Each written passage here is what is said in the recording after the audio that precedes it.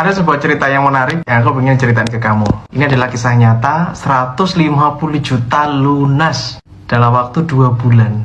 Padahal posisinya pengangguran. Kalian penasaran nggak? Simak video ini sampai selesai ya. Saya punya seorang teman yang dia tuh datang kepada saya. Dia main ke rumah saya dan dia cerita bahwa dia tuh punya utang 150 juta. Gara-gara apa sih utangnya itu? Jadi dia tuh punya utang itu gara-gara dia tuh ngerjain sebuah proyek properti. Habis itu dia ketipu sama temennya. Uangnya itu disetorkan ke temennya, terus temennya kabur tuh. Nah otomatis yang pemesan properti ini tuh ngejarnya ke dia.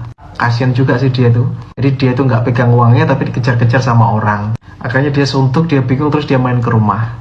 Sebagai teman yang baik tentu aku dengerin dong apa kata dia. Cerita dia aku dengerin gitu ya. Habis itu dia pamit pulang. 2 bulan kemudian dia datang lagi ke rumah. Katanya dia bilang mau ngontek, bro aku mau ke rumah.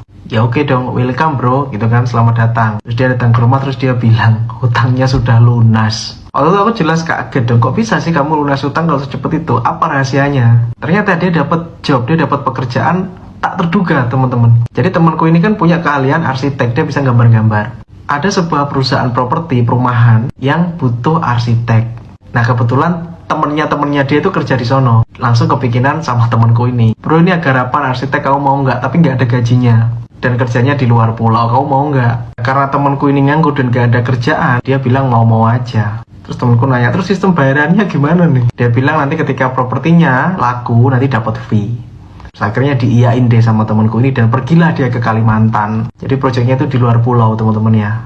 Kami kan di Pulau Jawa, ini proyeknya di Kalimantan. Ya sudah, temanku akhirnya berangkat karena dia bilang, aku sungkan mas, aku sungkan karena aku sudah dibelikan tiket pesawat, masa aku nggak berangkat? Ya sudah, dengan berbekal seadanya dia berangkat tuh ke sana. Dia gambar-gambar, lihat lokasi dan sebagainya, terus akhirnya jadilah perumahan tersebut. Ya. Terus ini yang ajaib bro, yang ajaib adalah perumahan itu sold out cepet banget, laku cepet banget. Dalam waktu kurang lebih 1,5 bulan, 2 bulan itu propertinya sudah habis sold. Terus temanku itu dapat 100 juta, dikasih bonus fee di situ. Dapat bonus 100 juta. Kan utangnya 150 juta mas. Ajaibnya lagi si bos itu ngasih tambahan 50 juta. Jadi clear 150 juta lunas. Dia tuh bingung. Loh bos kan katanya saya dapat cuma 100 juta. Terus bosnya itu bilang, ini buat kamu kerjamu bagus. Kamu ikut lagi ya next project. Jadi dia tuh ngedapetin 150 juta pas sama tanggungannya sama utangnya itu guys. Dia tuh cerita itu sambil muka itu binar-binar gitu, seneng banget. Aku pun juga terheran-heran, bengong lawang anak ini dulu pengangguran. Aku nanya, habis itu aku nanya lagi nih, nggak mungkin dong, kamu pasti melakukan apa nih, amalan-amalan khusus lah mungkin ya. Terus dia bilang, mas, aku itu pas waktu sumpah, aku itu mendoakan orang-orang. Mendoakan orang-orang itu gimana? Aku pun juga bertanya dong. Aku penasaran juga. Ini keren banget nih menurutku. 2 bulan yang lalu dia nganggur, wajahnya sumpek, peteng gitu ke rumah. Dia bilang gini, ini luar biasa guys. Aku itu kan lewat di jalan mas, aku lihat ada bapak-bapak jualan, aku doakan, ya Allah, saya doakan rezekinya lancar. Terus lihat orang lagi, ya Allah, tak doakan rezekinya lancar. Padahal posisinya dia sendiri juga nggak punya duit. Nah disitulah, jadi dia tuh mendoakan orang lain, mendoakan orang lain sukses, mendoakan orang lain berhasil, mendoakan orang lain laris manis. Itu yang dia lakukan. Sontak aku kaget dan bener-bener guys, ini adalah cerita yang sangat luar biasa. Ketika kita mendoakan orang lain, sebenarnya malaikat pun juga berkata, dan bagimu juga. Artinya ketika kita mendoakan orang lain, sebenarnya kita tuh mendoakan diri kita sendiri.